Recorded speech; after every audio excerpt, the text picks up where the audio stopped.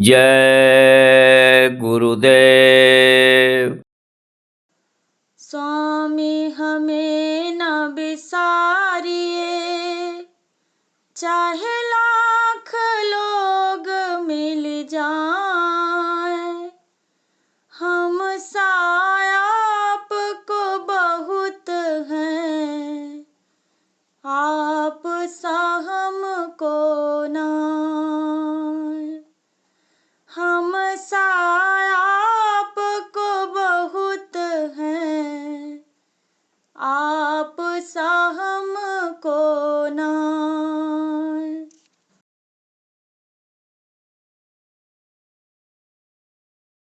मेरा अंतर तिमिर मिटाओ, सतगुरु ज्योत से ज्योत जलाओ। मेरा अंतर तिमिर मिटाओ, सतगुरु ज्योत से ज्योत जलाओ। हे योगेश्वर, हे परमेश्वर, हे योगेश्वर, हे परमेश्वर, कृपा दृष्टि बरसाओ, सतगुरु ज्योत से ज्योत जलाओ। कृपा दृष्टि बरसाओ, सतगुरु ज्योत से ज्योत जलाओ। हम बालक तेरे द्वार पे आए, हम बालक तेरे द्वार पे आए। मंगल दरस कराओ, सतगुरु ज्योत से ज्योत जलाओ। मंगल दरस कराओ, सतगुरु ज्योत से ज्योत जलाओ। अंतर में युग युग से सोई, अंतर में युग युग से सोई। चित शक्ति को जगाओ, सतगुरु ज्योत से ज्योत जलाओ। चित शक्ति को जगाओ, सतगुरु ज्योत से ज्योत जलाओ। साची ज्योत जले हृदय में, साची ज्योत जले हृदय में। सोहम नाद जगाओ, सतगुरु ज्योत से ज्योत जलाओ। सोहम नाद जगाओ, सतगुरु ज्योत से ज्योत जलाओ। शीश झुकाए करे तेरी आरती, शीश झुकाए करे तेरी आरती। प्रेम सुधा बरसाओ, सतगुरु ज्योत से ज्योत जलाओ।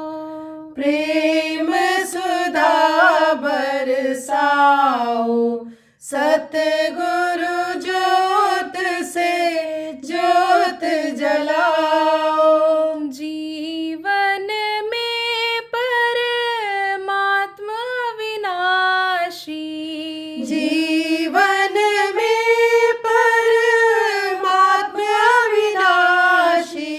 चरणन शरण लगाओ, सतगुरु ज्योत से ज्योत जलाओ। चरणन शरण लगाओ, सतगुरु ज्योत से ज्योत जलाओ। मेरी अंतर तिमिर मिटाओ, सतगुरु ज्योत से ज्योत जलाओ। मेरे अंतर तिमिर मिटाओ, सतगुरु ज्योत से ज्योत जलाओ। जय गुरुदेव, जय गुरुदेव।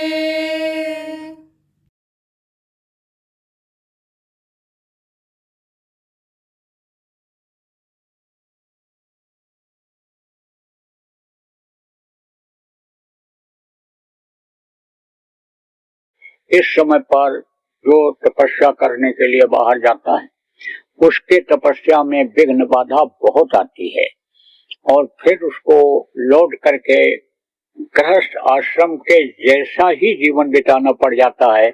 इसलिए आप गृहस्थ आश्रम में रहो, घर मत छोड़ो, जमीन जायदाद मत छोड़ो, बाल बच्चे हैं तो उनको मत छोड़ो। आप माता पिता यानी अगर बच्चे नहीं है, औरत नहीं है तो माता पिता की आप सेवा करो। लेकिन यह जो दुनिया का काम करने में लगे हुए हो, इसी को सब कुछ मत समझो कि हमको यही काम करना है इसीलिए हम पैदा हुए। आप किस लिए पैदा हुए? इस मनुष्य शरीर के रहते रहते दुखों से छुटकारा पा जाओ। और अगर नहीं चेतोगे तो यह निश्चित है कि यह शरीर एक दिन छूटेगा, कि काया आपको छोड़नी पड़ेगी जो हीरा जैसे मिली हुई है, इसको आपको छोड़ना पड़ेगा। ये मृतलोक है, दुनिया संसार सबको छोड़ना पड़ा, आपको भी छोड़ना पड़ेगा। तो आप रोने धोने वाले योनि में चले जाओगे, तकलीफों वाले योनि में चले जाओगे। पशुओं पक्षियों को देखो इस समय कितनी तकलीफ है। कहाँ? जहाँ पानी की कमी है, और जहाँ पानी है भी और कोई ऐसा दयालु नहीं है कि पानी का इंतजाम कर दे, तो ये बेचारे प्यास से रह जाते हैं। आप ये समझो प्यास से भी तड़प के मर जाते हैं। आप देखो कि किन स्थानों पर अन्न की कमी है, फल नहीं होता है और पानी की कमी है, वहाँ भूख से भी अकाल मृत्यु इनकी हो जाती है। तो आप ये समझो बड़ी तकलीफ है, हर योनि में बड़ी तकलीफ है। नरकों में तो तकलीफ है ही, लेकिन हर योनि में, चाहे पशु की योनि हो, पक्षी की योनि हो, और चाहे जो है मनुष्य की योनि हो, हर योनि में तकलीफ है। जब तक इन योनियों से छुटकारा नहीं मिलेगा, यानी समझो इस मृत्युलोक से छुटकारा नहीं मिलेगा, तब तक सुख मिलने वाला नहीं है। देखो आप सुख की खोज करते हो, सुख का क्षणिक अनुभव करते हो, थोड़ी देर के लिए अनुभव करते हो, लेकिन एक समय ऐसा आता है कि वही दुखदायी हो जाता है। जैसे बढ़िया बढ़िया खा लिया, मन कहता और खा लो, खाते चले गए, लेकिन अब हुआ पेट खराब, दस्त हुआ, तकलीफ हुआ, तो परेशानी तो होगी ही होगी। इसी तरह से कुल मिला करके कितना भी आदमी कहे मैं सुखी हूँ, लेकिन हर कोई दुखी है, और इस समय पर तो हर कोई दुखी है। तो दुख से छुटकारा पाने के लिए आपके पास उपाय है, सुख और शांति पाने के लिए आपके पास उपाय है।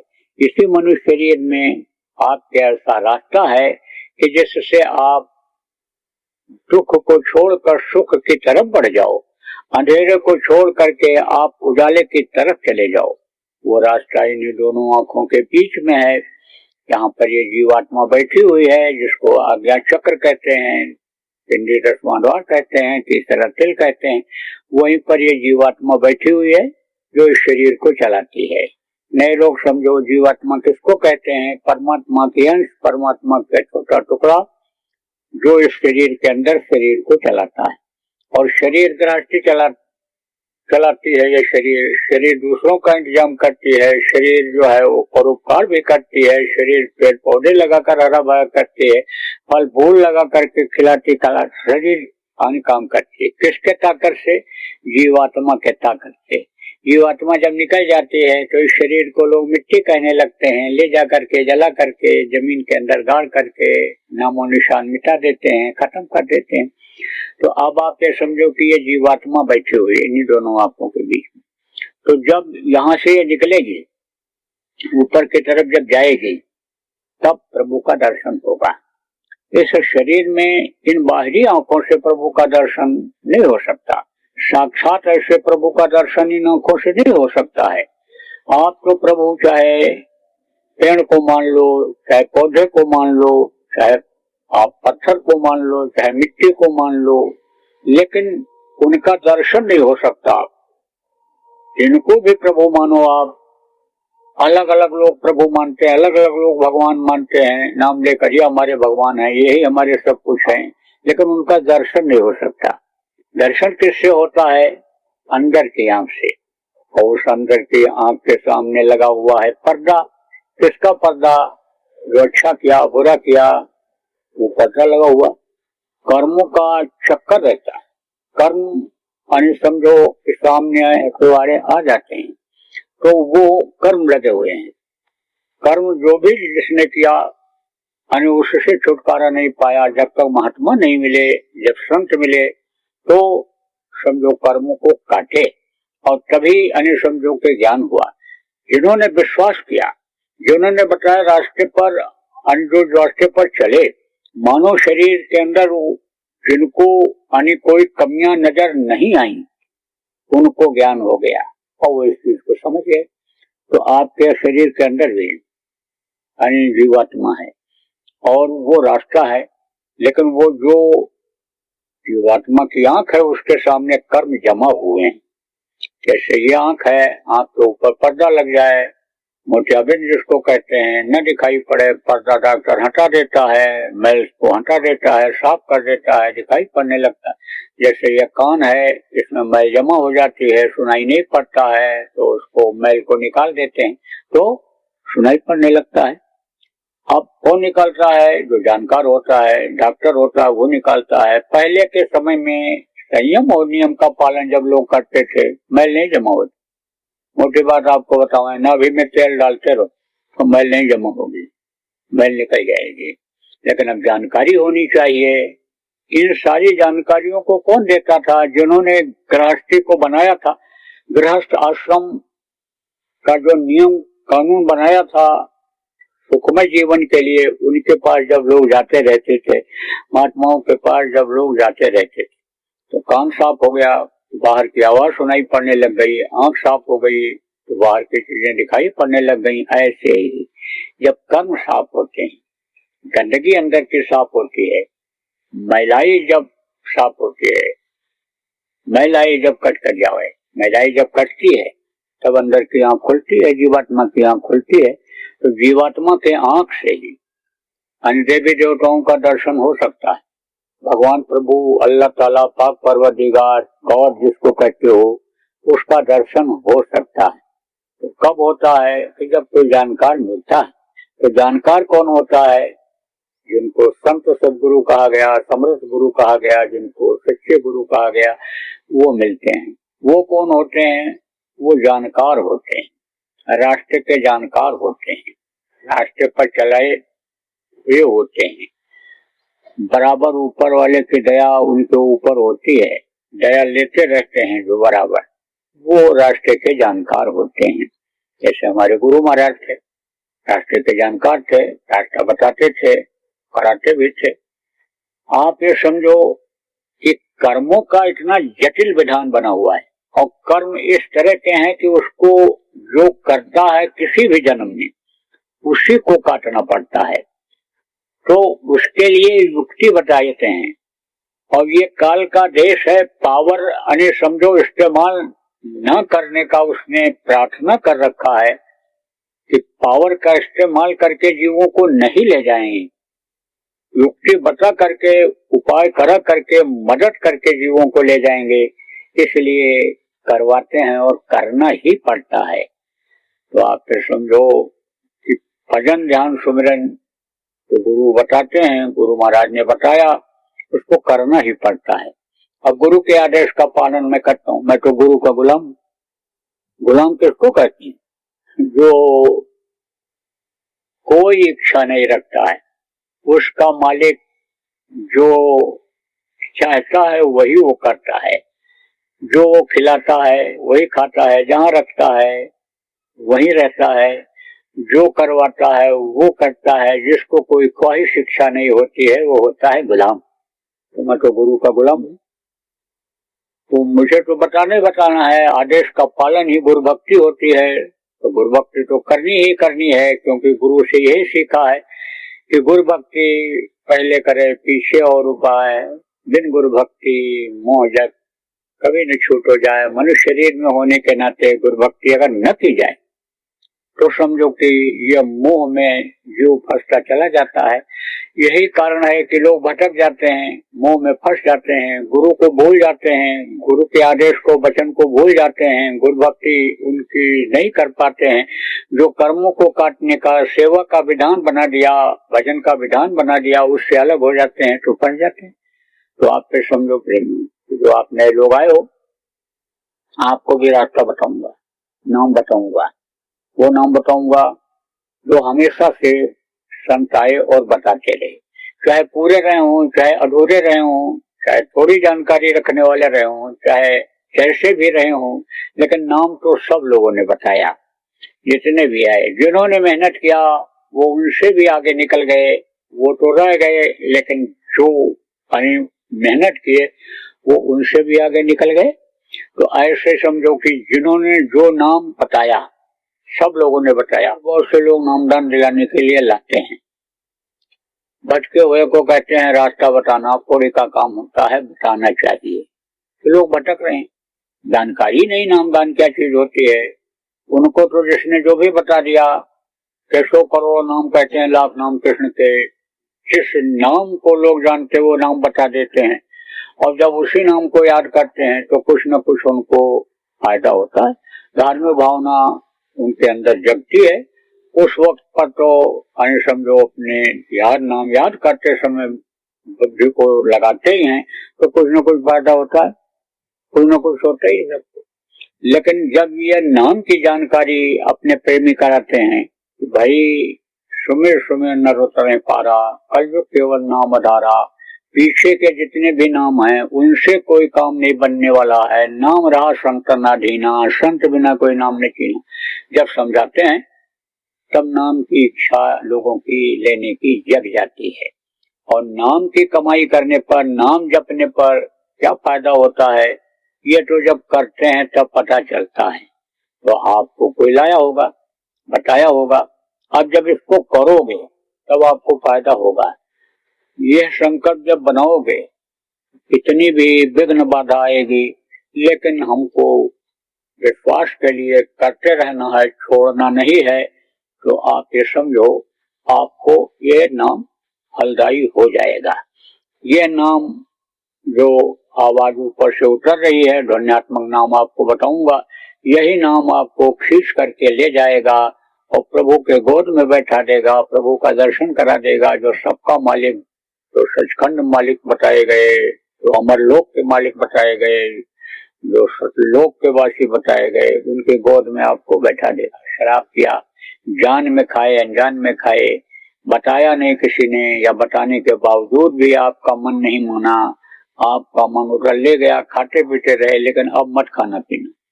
जीव हत्या होती है इसमें, और जीव हत्या का बहुत बड़ा पाप लगता है और उस पाप को भोगना पड़ता है। अभी मछली के उदाहरण में दिया, मछली के जैसे गले में फंसता है ऐसे ही रह जाते हैं। बहुत से लोग मरते समय ऐसे चिल्लाते हैं, उनको दिखाई पड़ता है कि ये देखो बकरा सींग मार रहा है, ये देखो जो है वो घोड़ा हाथी और ये सब ऐसे चिल्लाते हैं, ये देखो भैंसा मार रहा है, ये देखो शेर हमको नोच रहा है, ऐसे चिल्लाते हैं। तो कहा गया बदला कहीं न जाए, यानी समझो जो गल काटे और का अपना राह काटा है। और साहब के दरबार में बदला कहीं न जाए, बदला तो देना ही पड़ेगा, बड़ी तकलीफ होगी। इसलिए इन पर करो दया, दया धर्म का पालन करो, दया धर्म सीखो। अब अभी तक जो गलती हो गई, लेकिन अब गलती मत करना। मांस मत खाना, मछली मत खाना, अंडा मत खाना, शराब मत पीना, और शराब जैसे नशे का कोई भी चीज का सेवन आप मत करना। देखो अब आजकल तो तमाम गोलियां चल गई नशे वाली, और इतनी छोटी गोली, जब ऐसे नजर से देखो उसको खुद तक साफ तक दिखाई पड़ती। तो एक गोली खा लेता है, पागलों की तरह नाचता है नशे में, सब भूल जाता है, सारा रिश्ता, सारा धन, सारा घर सब भूल जाता है। और नशे की आदत इस समय पर बहुत लोगों में हो रही है। इसीलिए बराबर कर रहे हैं, बच्चों को बचाओ, बच्चियों को बचाओ, नहीं तो नशे की आदत में जब ये पड़ जाएंगे तो ये है हर बुराई में चले जाएंगे, हर तरह की बुराइयां इसमें आ जाएंगी, मजबूरी बस। कुछ लोग तो इसी काम में लगे हुए हैं कि इनको नशे की आदत डाल दी जाए, जीवन बर्बाद कर दिया जाए, आगे न बढ़ पावे, तरक्की न कर पावे। कुछ लोग उनके धन के हविष में, कुछ लोग उनके शरीर के हविष में, यानी ये सब काम करने में लगे हुए। इसीलिए बराबर समझाया जाता है कि अच्छे का साथ करो, अच्छे का साथ बच्चों को कराओ, बच्चों पर निगरानी रखो। कम यानी उम्र में बच्चे भटक जाते हैं तो ध्यान रखो, इसलिए बताया जाता है। तो आप कोई भी नशे का सेवन मत करना। और नशे की आदत अगर बन गई है तो जब संकल्प बना लोगे तो छूट जाएगा। उनका साथ है लेकिन नहीं करना। किसका साथ?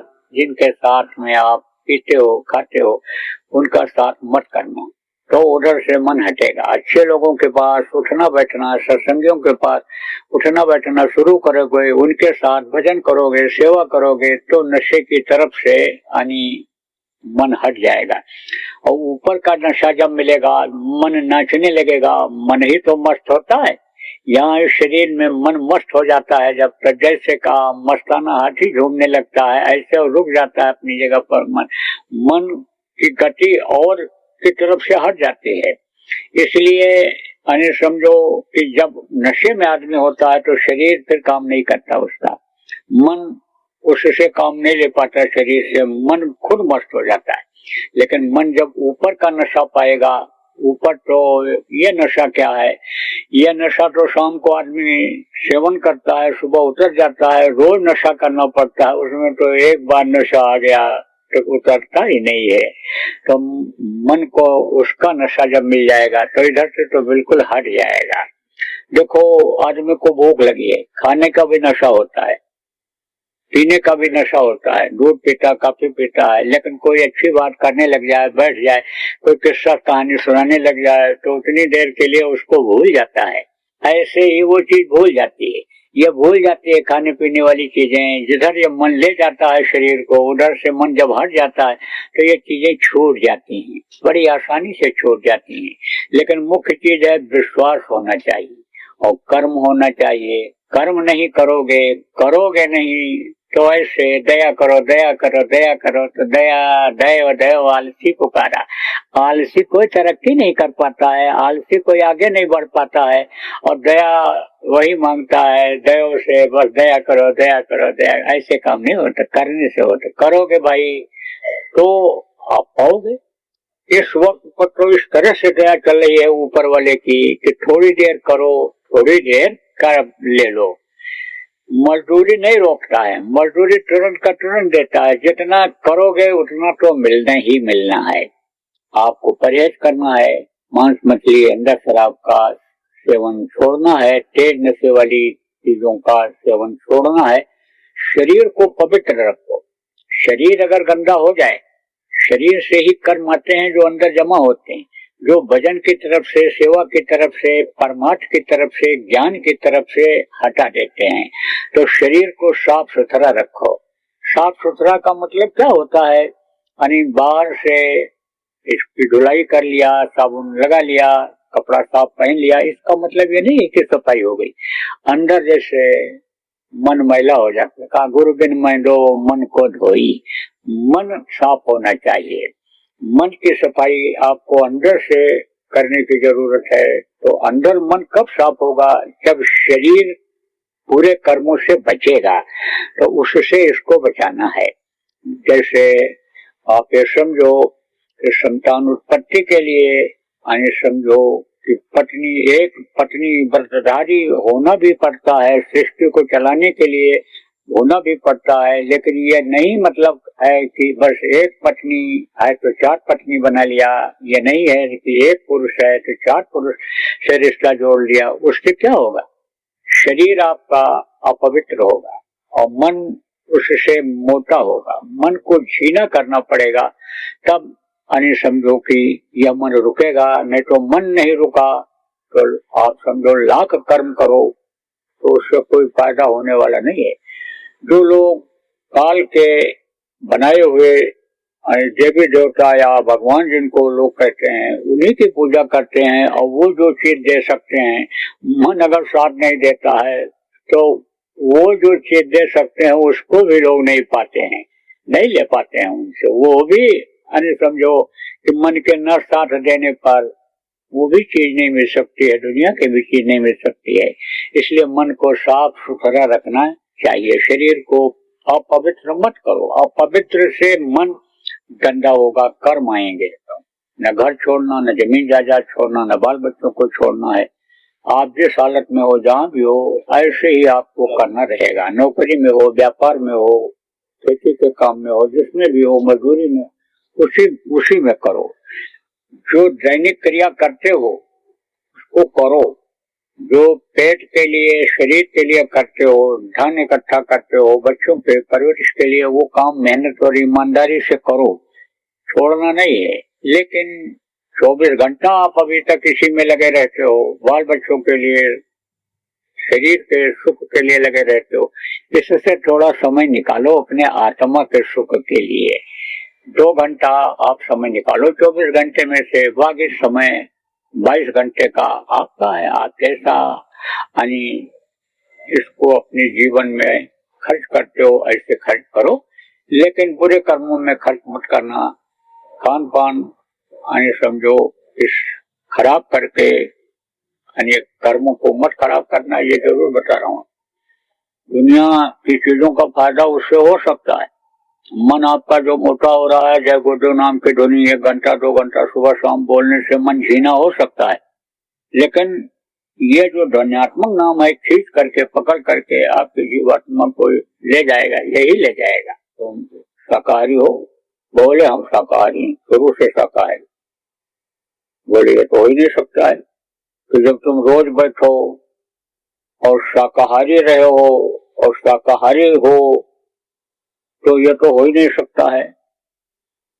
तो दूसरा आदमी वहीं खड़ा था, स्वामी जी महाराज उसकी तरफ देखे, अरे बोले महाराज जी ये झूठ बोलता है, ये तो इतना मुर्गा काटा है, इतना बकरा काटा है ये कि जो है जिसको कहा नहीं जा सकता है, तो पेट को पूरा कब्रिस्तान बनाया है ये।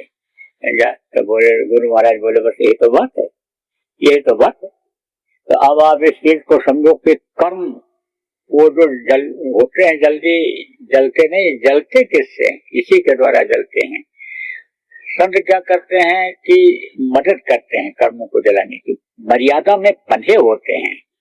किसी पर दया हो जाए, कर्म कट जाए, काट रहे वो बात अलग है, लेकिन सबका कर्म अगर काटेंगे तो शरीर से उनको तकलीफ झेलनी पड़ेगी, क्योंकि काल के देश में होते हैं और काल का ही यह शरीर है, तो शरीर से उनको भी तकलीफ झेलनी पड़ती है। इसलिए यानी उन्हीं के द्वारा आपको सत्संगों में जो पुराने सत्संगी हो सुनाया गया है कि इकरार कराता है, अपने साथ किसी को नहीं ले जाएंगे।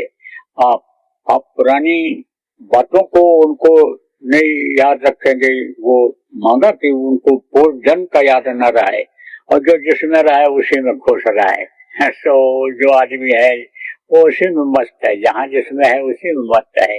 तो ये वरदान मांगा था, तो कैसे मर्यादा का उल्लंघन कर सकते हैं? गुरु महाराज जैसे हमारे यानी समझो कि बहुत पावर में थे, बहुत कुछ करते हैं, लेकिन जिसने गुरु महाराज के लिए थोड़ा भी किया, गुरु महाराज ने उसके लिए बहुत ज्यादा किया। अब उसके कर्म न सुधरे, वचन को न पकड़ पाया तो भटक गया। बहुत लोग भटक रहे हैं, अब भी भटकते चले जा रहे हैं। जब वचनों को छोड़ दे रहे हैं गुरु महाराज के, तो प्रेमियों आप जो है अभ्यास जरूर करना और आप बुरे कर्मों से बचे रहना। अभ्यास करोगे तो देखने में कोई दिक्कत नहीं है, मालिक दया करेगा, सब बहुत लोगों पर दया करता है तो आप पर भी दया करेगा।